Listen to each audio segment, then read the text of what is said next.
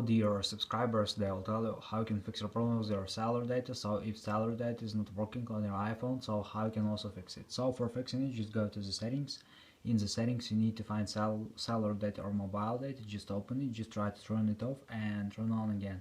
And if it doesn't help you, just open cellular data options, just tap on voice and data and just try to change it from LTE to 3G and from 3G to LTE.